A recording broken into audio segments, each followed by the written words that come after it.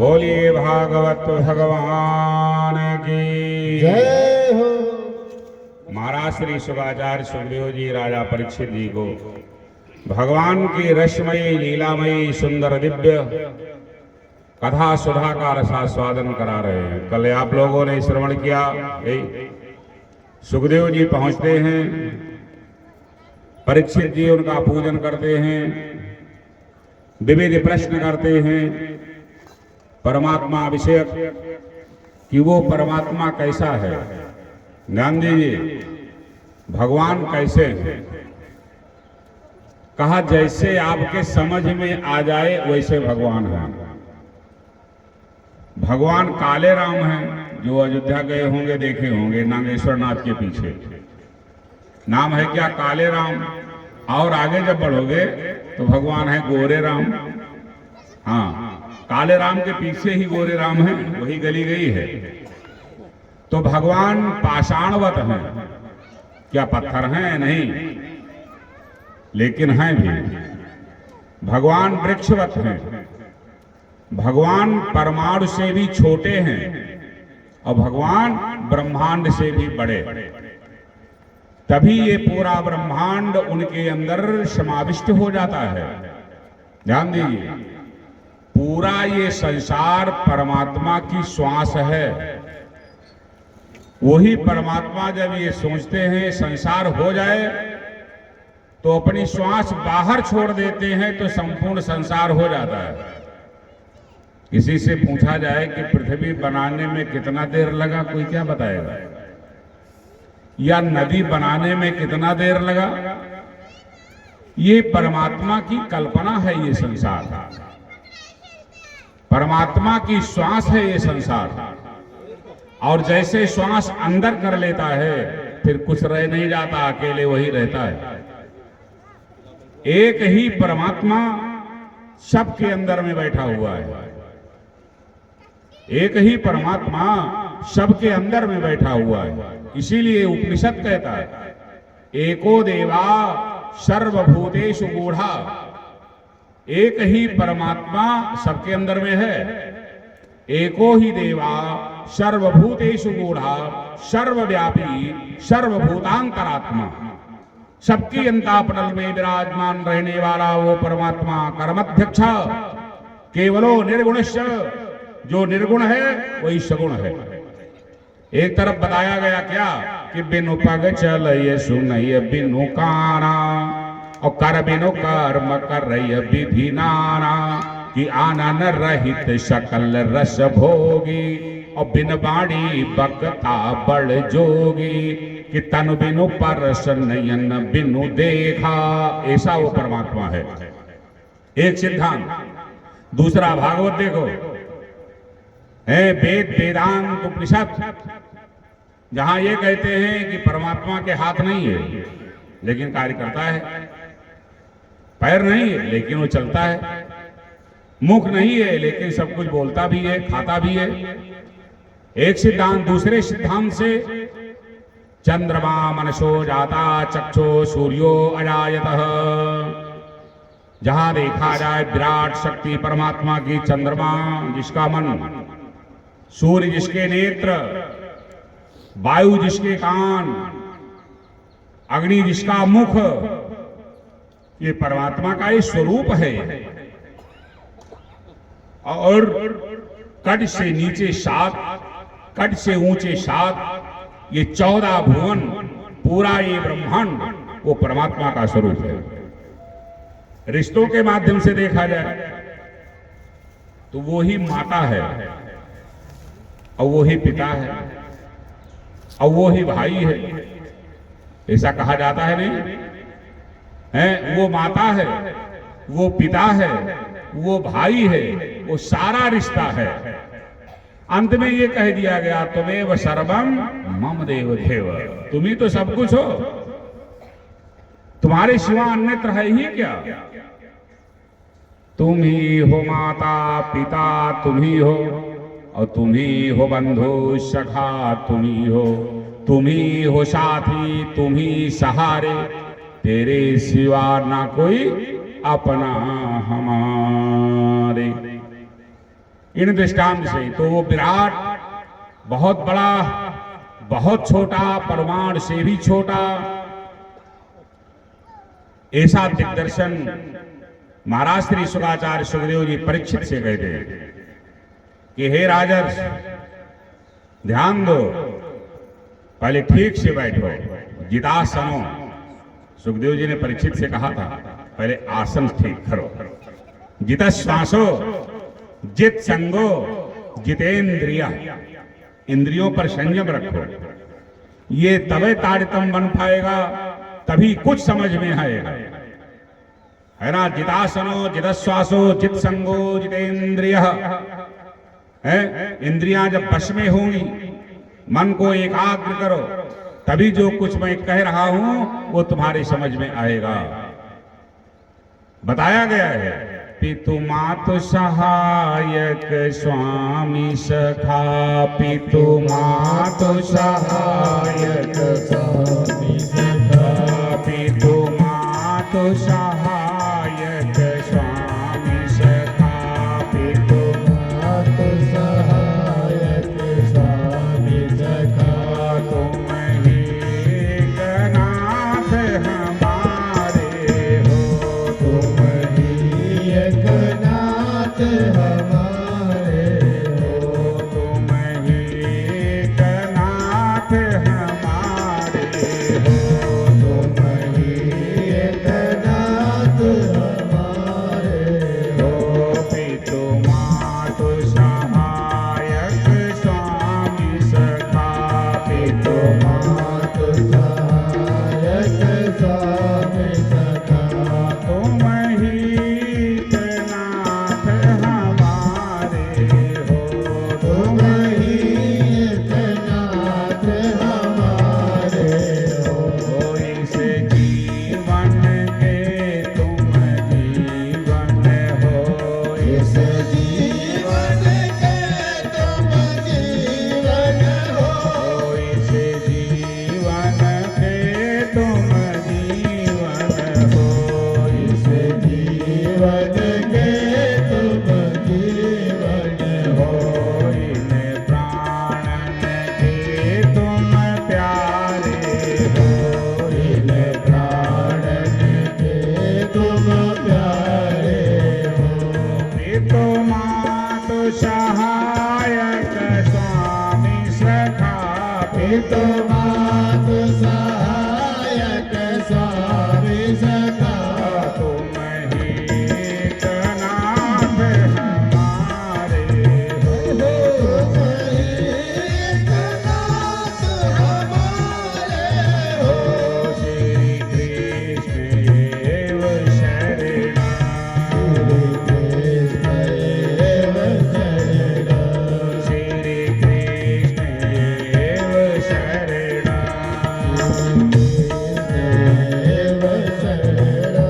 महाराज श्री शुकाचार्य सुखदेव जी दिग्दर्शन कराते हैं कि हे राजर्षि, वो पूर्ण ब्रह्म परमात्मा परमेश्वर अखिलेश्वर जगत नियंता आनंद कोटि ब्रह्मांड नायक, परमाणु से भी छोटा, ब्रह्मांड से भी बड़ा है, जिनकी नखमण चंद्रिका आनंद सदा सिंधु को प्राप्त करा देने वाली है। सदा जो आनंद सदा सिंधु है, जो सब स्वरूप है, चित स्वरूप है, आनंद स्वरूप है, इस संसार की जो जड़ है, संसार का जो मूल है, मूलम ही देव है, इस आधार से बता रहे हैं। कौन? महाराज श्री शुकाचार्य सुखदेव जी राजा परीक्षित जी को कहा कि हे राजा, चतुश्लोकी भागवत, पहले 4 श्लोक में भागवत थी, बाद में 18,000 श्लोकों में भागवत हो गई।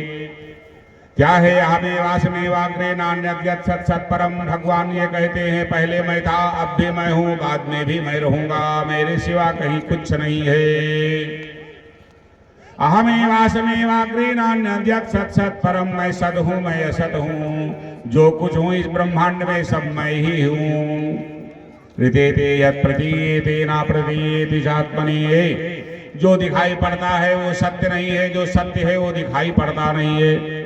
मतलब ये माया दिखाई पड़ती है, माया के द्वारा ये संसार दिखाई पड़ता है। संसार का जो रचयिता है ब्रह्म सत्यम जगत मिथ्या, जीवो ब्रह्म युवना परः। लेकिन जीव माया के उलझन में पड़ा हुआ उलझ जाया करता है, वास्तविकता से भिन्न हो जाता है।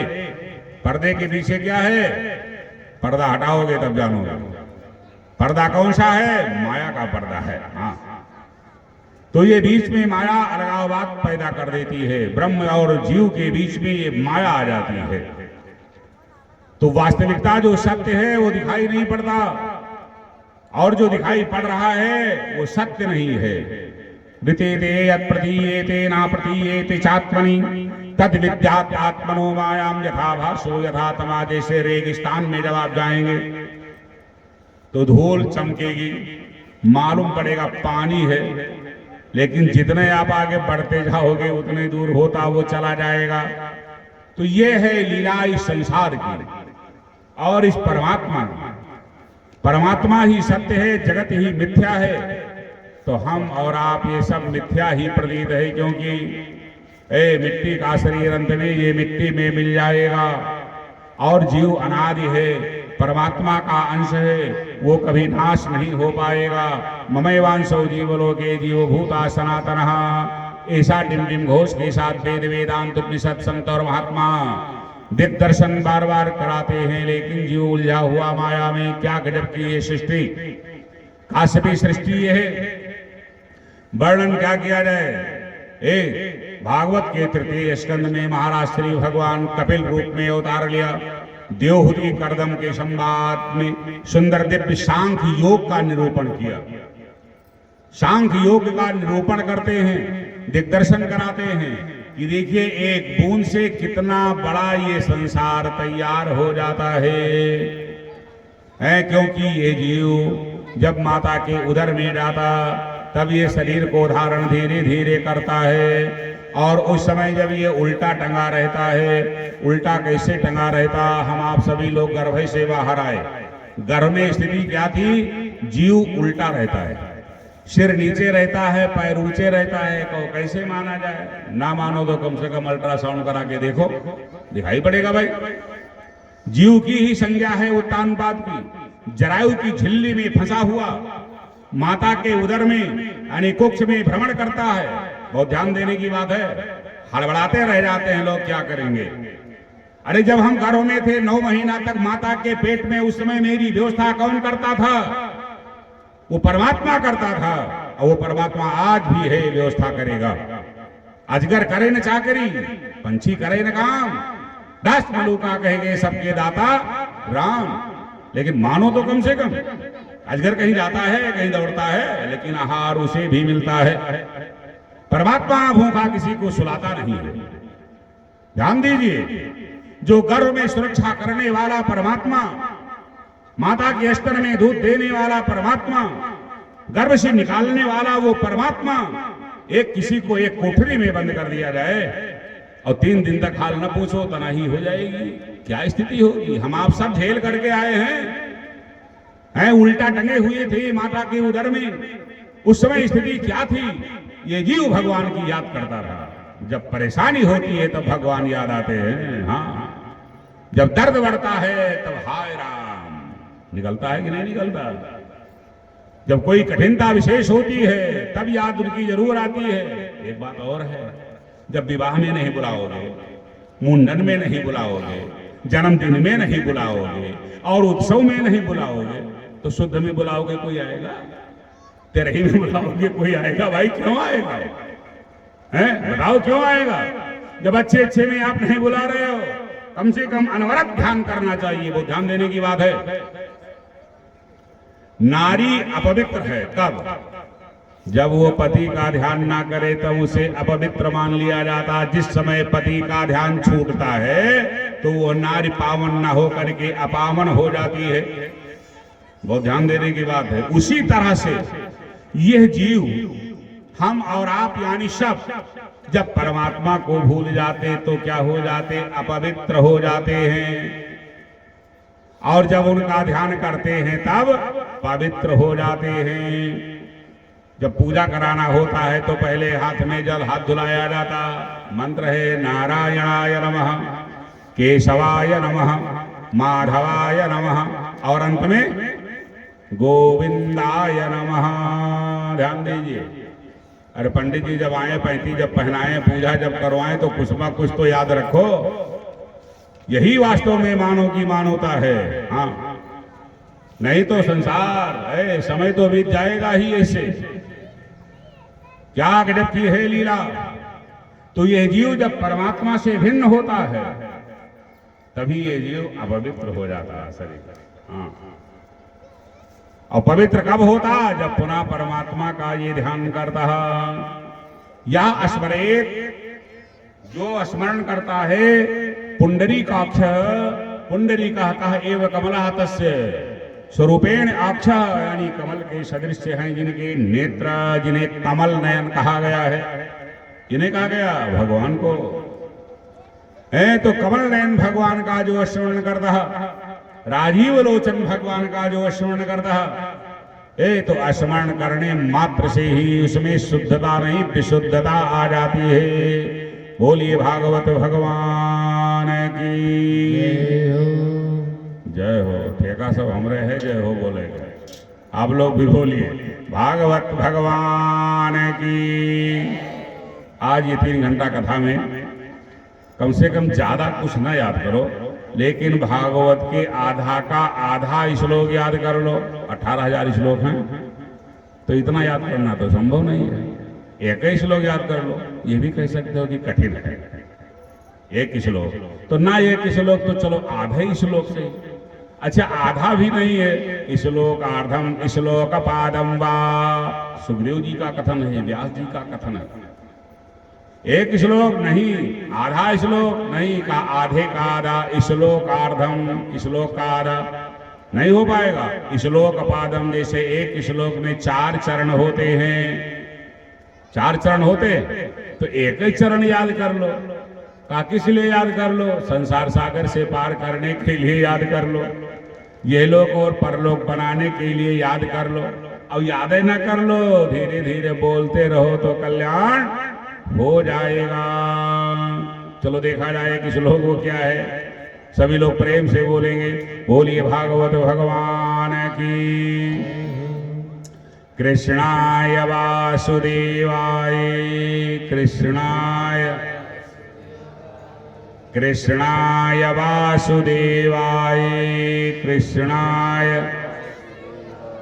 देवकी नंदनाय च, देवकी नंदनाय च, देवकी नंद गोप कुमाराय, नंद गोप कुमाराय, नंद गोप। 3 चरण हो गया है, एक चरण भी और बाकी है। क्या है? गोविंदाय नमो नमः, गोविंदाय। सबसे ये सरल है। कृष्णाय वासुदेवाय, वसुदेव जी के यहाँ जायमान हुए हैं वो कृष्ण। कौन है? देवकी नंदनाय च, जो देवकी जिनकी माता है। नंद गोप कुमाराय, नंद गोप के वो कुमार हैं। कौन है? गोविंदाय नमो नमः, बोलिए गोविंदाय। जय राम जी की। इसको याद रखिए बस, ज्यादा कुछ याद हो चाहे ना याद, लेकिन गोविंदाय नमो नमः। भोजन करने बैठो तो याद करो गोविंदाय नमो नमः। स्नान करने के लिए पहले बैठो, है जैसे जल लो, है गोविंदाय नमो। कपड़ा पहनो, गोविंदाय नमो। लेटने जाओ, गोविंदाय नमो नमः। जगो जग गोविंदाय नमो नमः। इतना यदि याद हो जाएगा, ज्यादा कुछ आवश्यकता नहीं तो काम चल जाएगा। श्लोकार्धम श्लोकपादम वा है, ये दिग्दर्शन कराया गया। ये महात्मा है भागवत, ये वाणी रूपी ये मूर्ति है भगवान की, ये ब्रह्ममय यानी शब्दमय स्वरूप है ये भागवत भगवान का। तो गोविंदाय नमो नमः। तो माया कुछ थोड़ा हल्का हटने लगेगी, और यदि जपते रहोगे तो क्या होगा, बिल्कुल हट जाएगी। और जैसे ये हट जाएगी बस गोविंदाय नमो नमः उसी में समावेश हो जाएगा। यह जीव कल भी कहा गया था बिंदु है, परमात्मा सिंधु है। ये बिंदु सिंधु में मिलकर के बिल्कुल समुद्र के रूप को ये धारण कर लेगा। आनंद सुधा सिंधु वो परमात्मा हड़बड़ाना छूट जाएगा, विशेष शांति की अनुभूति हो जाएगी। निश्चित है, ये सत्य है। एक बात और है, कबारी मथे घृत हो य बरु का है संभव।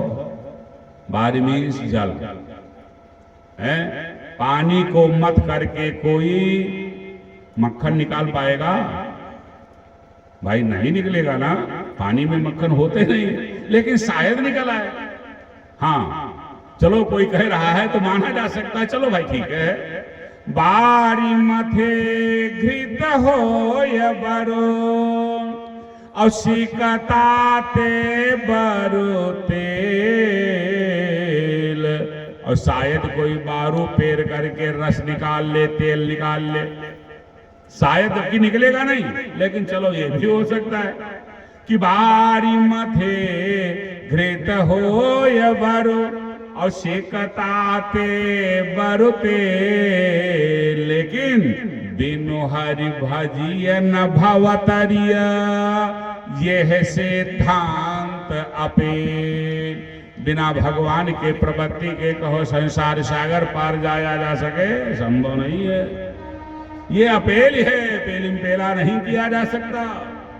बिनु हरि भजिय न भवतरिया यह सिद्धांत अपेल। इसीलिए प्रभु की याद करना ही जीव का परम धर्म, परम कर्तव्य है। मानव शरीर प्राप्त करने का परम यही उद्देश्य है। खाओ कमाओ मर जाओ बस, अरे क्या कमाओ, ऐसा कमाओ यहां भी काम दे वहां भी काम दे। पायो देह नरकी पे नरकी बने रहो। नर के शरीर को प्राप्त करने के बाद फिर नरक को जाया जाए तो दोष किसका है? इसे भगवान ने कहा। भागवत दशम स्कंद एकादश स्कंद गर्जना करते हैं अपने में, अपने खास उद्धव जी से भगवान ने कहा है। हाँ क्या कहा कि निर्देह माध्यम सुलभम सुदुर्लभम। मानव का शरीर बड़ा दुर्लभ था लेकिन सुलभ हो गया, यानी मिल गया। चाहे करिया मिला, चाहे गुअर मिला, चाहे छोट मिला, चाहे बड़ा मिला, लेकिन मानव के शरीर तो मिला। चाहे नारी का मिला, चाहे पुरुष का मिला है, वहां मानव शरीर की बात है। भगवान कहते हैं कि निर्देह माध्यम सुलभम सुदुर्लभम। जो दुर्लभ था सुलभ हो गया। अब क्या करो?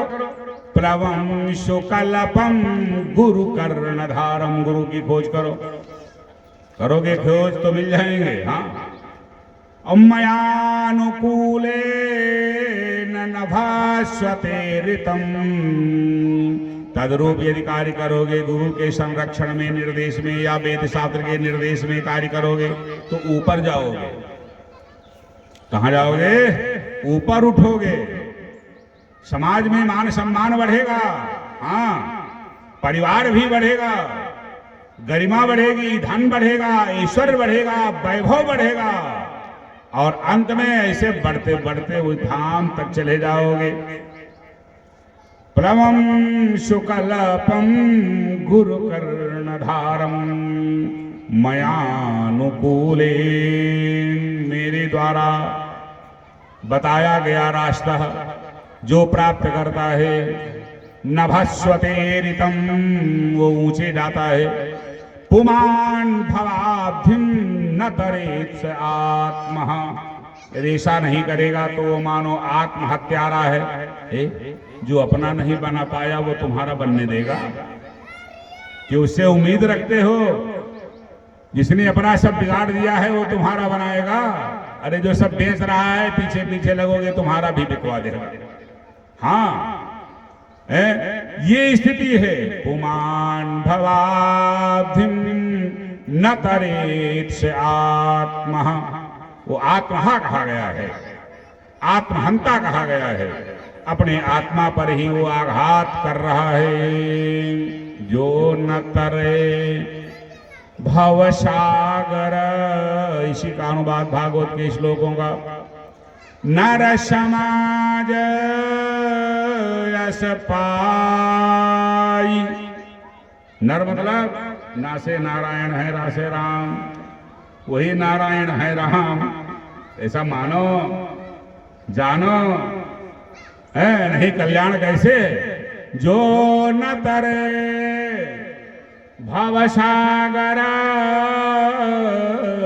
कि नर समाज अस पाई, किशो कृत निंदक मंदमती, वो मंदमती है और आत्मा हन गति जाय, मानो अपने आत्मा के साथ ही वो आघात कर रहा है।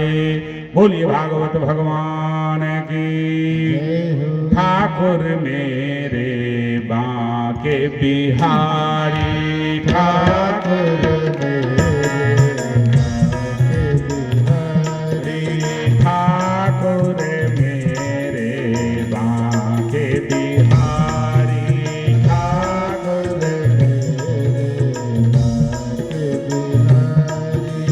हम हैं बांके बिहारी,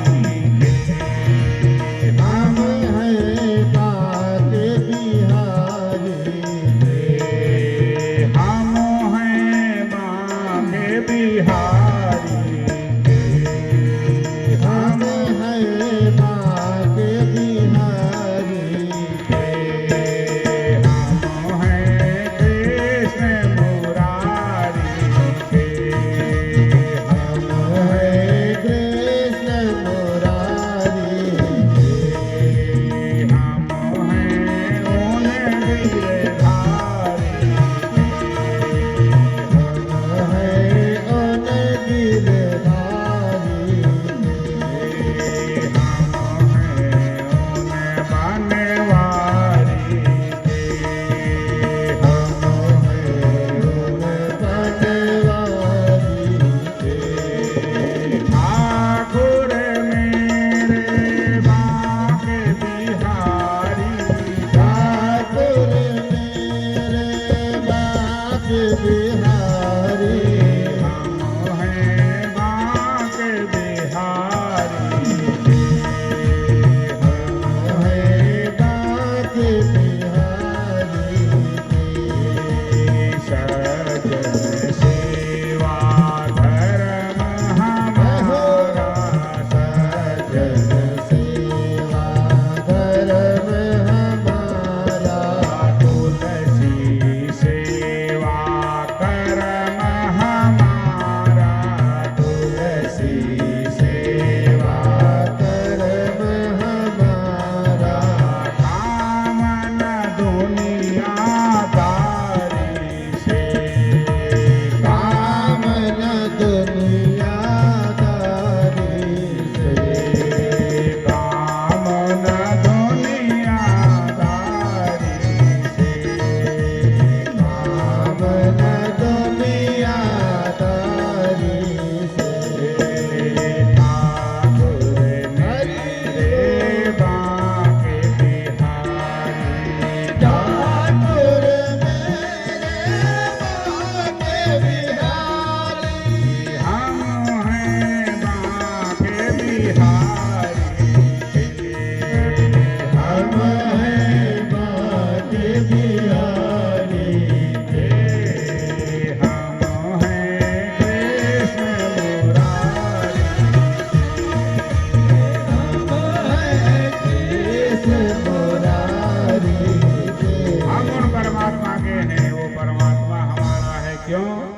क्योंकि गर्भ से उसने ही हमें बाहर किया उस नरक कुंड से। हाँ, ये जीव जब गर्भ में रहता है तो भगवान की याद करता है, और जब याद करता है तो याद का उल्टा क्या होता?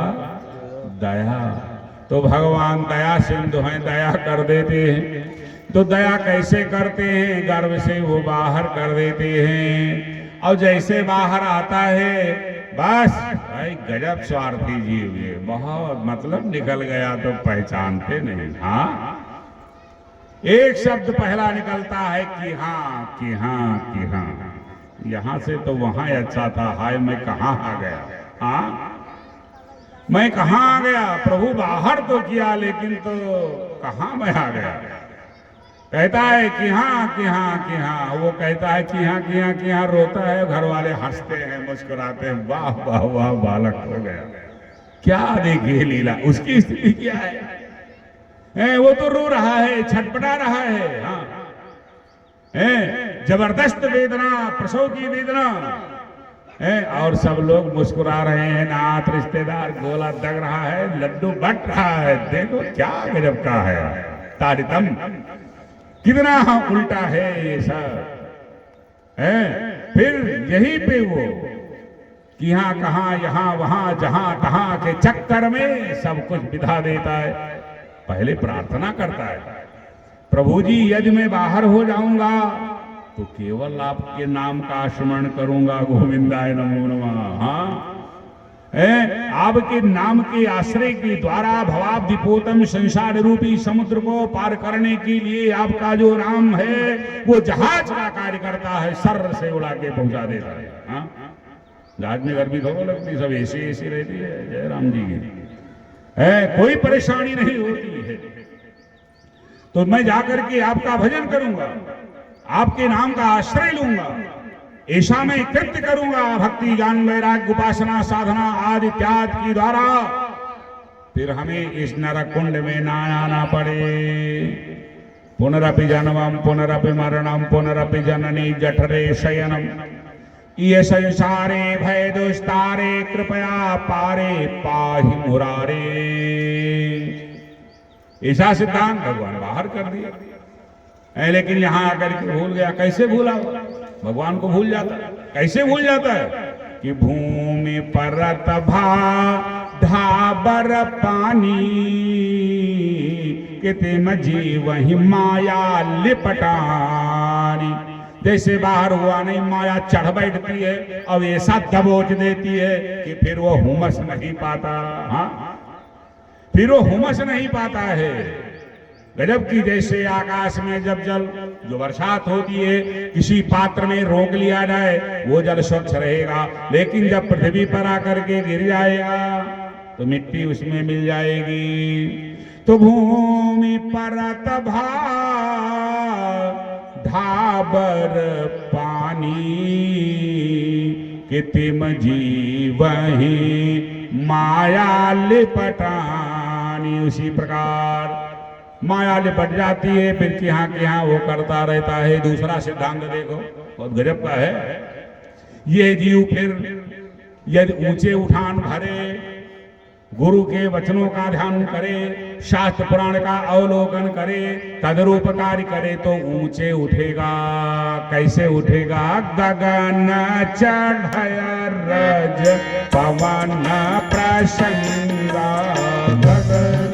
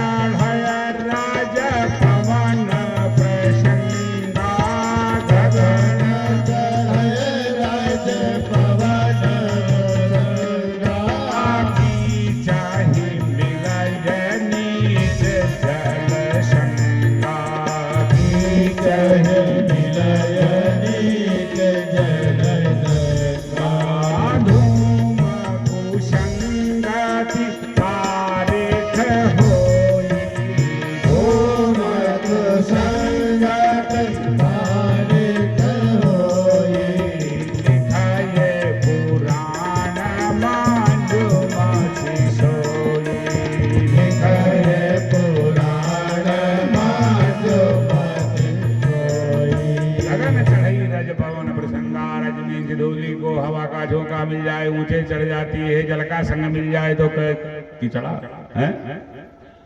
वो कैसे जल का संग हो गया तो कीचड़ बन जाती है धूलिए। जैसे करिखा है, धूम कुसंग अधिकारी होई, कुसंग में फंस करके करिखा बन जाता है धुआं। और वही यदि उसे रोक करके स्याही बना लिया जाए तो पुराणों को लिखा जाता है, शब्दों को लिखा जाता है। तो ये संग का अपने में प्रभाव होता है। सत्संगम हम चलबते पुरुषो यदा वही सत्संगम चलबते सत्राम ईश्वरा तस्यैव संगः येन केन प्रकारेण यदि भवति तस्सादेव जीव संसार सागरे पारम गत्वा, जाकर के संसार सागर से वो पार हो जाता है। बोलिए भागवत भगवान की जय हो। तो जो गर्भ में दुख था जबर तुझे याद हो चाहे न याद हो, जो गर्भ में दुख था जबर तुझे याद हो चाहे न याद हो, जो गर्भ में दुख था जबर, हाँ जो गर्भ में दुख था जबर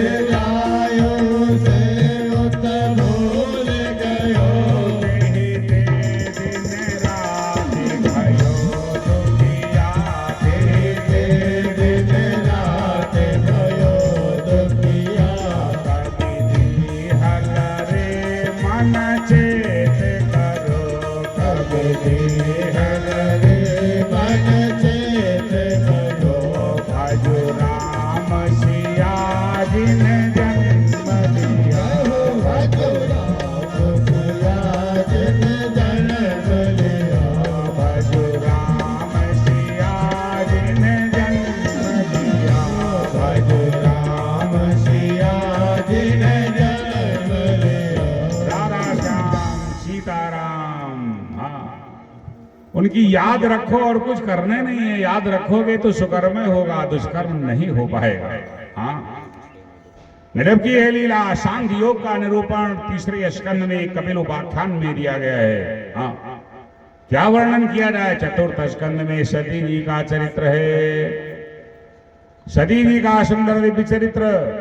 महाराज श्री दक्ष जी बहुत कठिन साधना करते हैं, ध्यान दीजिए। बोली भागवत भगवान की। कथा एक है। मैत्रेय जी कहते हैं तो विदुर जी सुनते हैं, सूत जी कहते हैं तो शौनक लोग सुनते हैं, शौनक आदि ऋषि लोग। और सुखदेव जी जब कहते हैं तो महाराज श्री राजा परीक्षित जी सुनते हैं। गोकर्ण जी ने जब कहा था तो किसने सुना था? धुंधकारी ने सुना था। प्रेत योनि में था, वायु रूपधारी था, उसने ऐसा सुना कि गजब का हो गया, उसका कल्याण हो जाता है। ये है कथा। कथा समान्यम भुवनास्ति चान्यद। कथा के समान संसार में कोई खजाना नहीं है। कथा ही व्यथा को दूर कर सकती है। प्रमाण है ऐसा है, प्रमाण की नहीं। हाँ कहो या ना कह दो, चो कुछ नहीं कहेंगे, लेकिन सुनो। हाँ, कथा का ये प्रमाण है कि यदि मन, ये कह तो है कथा में लग जाएगा तो संसार का भान नहीं रह जाएगा, दुख का भान नहीं रह जाएगा। यदि नहीं लगेगा तब तो पश्चाताप ही करना पड़ेगा, घबराने पड़ेगा। भागवत के श्लोकों का सटीक अनुवाद बिल्कुल, कथा ही व्यथा को दूर करती है। एक बार तब कथामृतम, गोपियों ने कहा था दशम स्कंध में, गोपियों ने यही कहा था कि आपकी जो कथा रूपी अमृत है वो तपे हुए जीवन को सींचने का कार्य करती है, जो तपन है उस तपन को दूर करती है और शीतलता प्रदान करती है, और कल्ला निकल आता है, वृक्ष फिर उग आता है, व्यवस्था व्यवस्थित हो जाती है।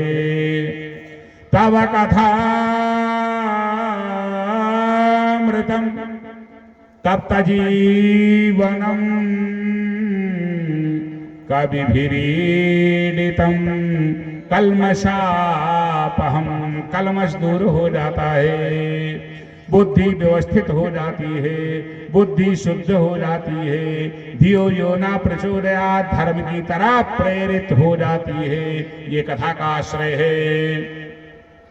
कथा को ही ज्ञान यज्ञ बताया गया है। और हृदय ज्ञानात् मुक्ति ही, हृदय ज्ञानात् मुक्ति ही, ज्ञान से है मुक्ति, लेकिन जो बुद्धिमान होते हैं ज्यादा, हाँ वो मुक्ति नहीं चाहते। अरे जब रानी मिल रही है तो दासी से संबंध क्यों किया जाए, रानी के साथ में राजा। अरे भक्ति है रानी, हाँ, और मुक्ति है दासी, इसीलिए सगुण उपासक मोक्ष न ले, सगुण उपासक मोक्ष न ले, सगुण उपासक मोक्ष न ले, सगुण उपासक मोक्ष न ले।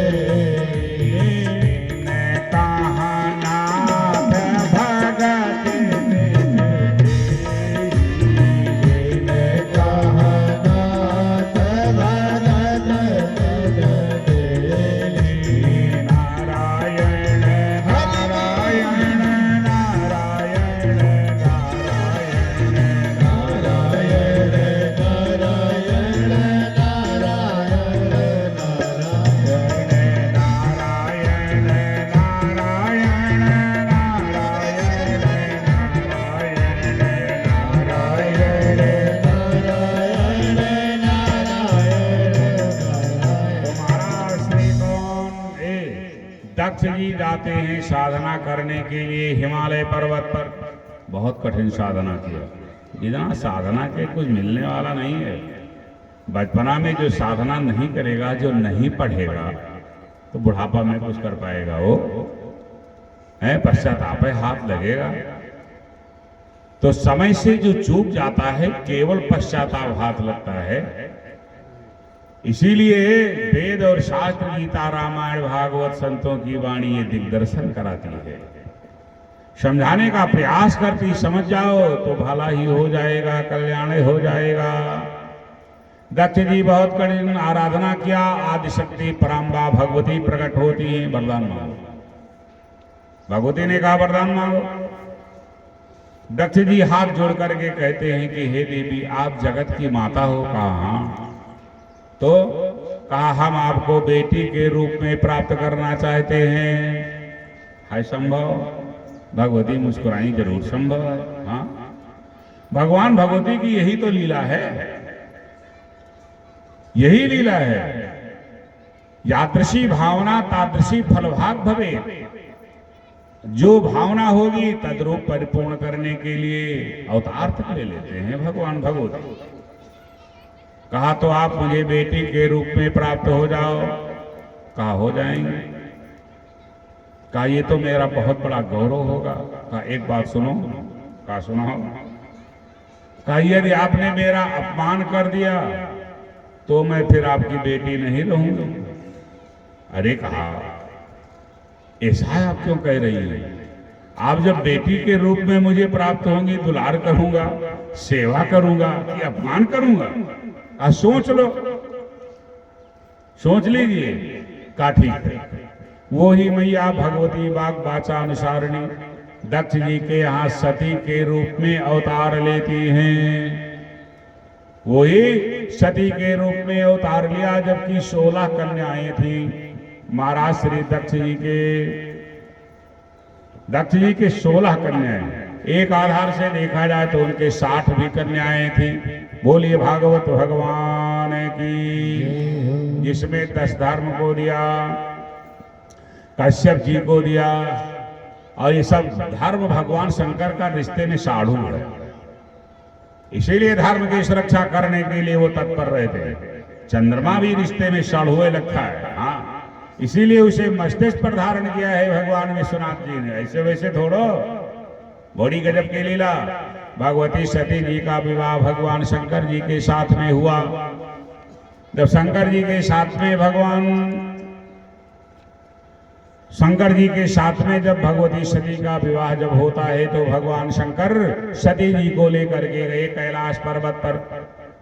कैलाश पर्वत पर जब जाते हैं तो विविध प्रश्न भगवती सती जी करती हैं, उसी का समाधान करते हैं। वही शिव पुराण के रूप में जाना जाता, जिसमें अनेक प्रकार की संहिताएं हैं। हाँ, आज भी 24,000 श्लोक हैं, जिस शिव पुराण में 24,000 श्लोक, जिसमें सुंदर सुंदर संहिताएं, जिनमें 7 संहिता हैं। 7 संहिताओं से युक्त और 24,000 जिसमें श्लोक, और जिसमें एक ही संहिता में 5 खंड हैं। वायवी संहिता है, कैलाश संहिता है, शतरुद्र संहिता है, कोटरुद्र संहिता है। तो भगवती सती जी भक्ति के विषय में पूछती है, भगवान शंकर निरूपण करते। योग के विषय में पूछती हैं, निरूपण करते, बताते हैं। ज्ञान के विषय में, संसार के विषय में ये वो पूछती चली जाती हैं, और भगवान विश्वनाथ बताते चले जाते हैं। मतलब समय यदि पास करना है तो क्या करो, भगवान के विषय में कुछ विचार करते रहो, समय ढंगते पार हो जाएगा। नीति कहती है, काव्य शास्त्र विनोदेन कालो गच्छति धीमताम। धीमी बुद्धि, जो बुद्धिमान लोग हैं वो काव्य शास्त्र में आनंद की अनुभूति करते हैं, समय बिताते हैं। हाँ, मौका मिलेगा तो कुछ पढ़ लेते हैं, और जो महामूर्ख है वे क्या करते हैं, गेम खेलते। हाँ, ले लेन मोबाइल पर गेम खेले से वो वापस समय पास करते हैं। व्यसनेन च मूर्खाणाम निद्रया कलहेन वह। कलह करके समय बिताते हैं, शो करके समय बिताते हैं। अध्ययन रत रहोगे, हाँ, नाम जब चलता रहेगा। मानव का शरीर ये मिल गया थोड़े ही समय के लिए, इतने में सुधार लो तो ताड़ितम अच्छा बन जाएगा। बोलिए भागवत भगवान की। तो जो पूछती चली गई, भगवान विश्वनाथ बताते हैं किसके लिए, संसारिक जीव के उद्धार के लिए। इस जीव को मिल गया है ये शरीर, तो कल्याण कर लिया जाए, किसी प्रकार से इसका उपयोग कर लिया जाए। यदि नहीं किया जाएगा, दिन में चूक जाओगे तो रात में देख नहीं पाओगे, लाइट नहीं रहेगी तो ऐसे तो है, अब चूक नहीं तो है। तो जो करना है वो सतर्क हो करके करो। तो जिस समय भगवान शंकर जी का विवाह भगवती सती जी के साथ में होता है, देवता लोग आह्लादित हो जाते हैं। देवताओं ने अपने मन में विचार किया कि आज इस ब्रह्मांड में दक्ष के समान वैभवशाली, गौरवशाली, प्रभुताशाली कोई नहीं है। क्यों? क्योंकि महादेव भगवान शंकर सबकी गृहस्थी बसाने वाले, सबको व्यवस्था देने वाले, और उनकी गृहस्थी बसाने वाले दक्ष हैं। ससुर की गरिमा बड़ी श्रेष्ठ होती है। हाँ, गृहस्थ जीवन को चलाने के लिए ससुर ही तो बेटी का कन्यादान करता है, और उसी के द्वारा तो वंश परंपरा आगे बढ़ती है। तो सोचते हैं महादेव वो और उनकी गृहस्थी को बसाया, उन्हें दान दिया है अपनी कन्या। दूसरा सिद्धांत, जो जगत की अम्बा हैं उनके हो गए वो पिता, जगत की जो माता हैं उनके पिता। तो कितना बड़ा स्तर है भाई, जगत के माता को जिन्होंने पाला पोसा जन्म दिया, एक बात। दूसरी बात, महादेव ऐसे रिश्तेदार हैं जिनके, महादेव और क्या, देव थोड़ो, महादेव ऐसे रिश्तेदार हैं, तो पावरफुल तो है ही है भाई।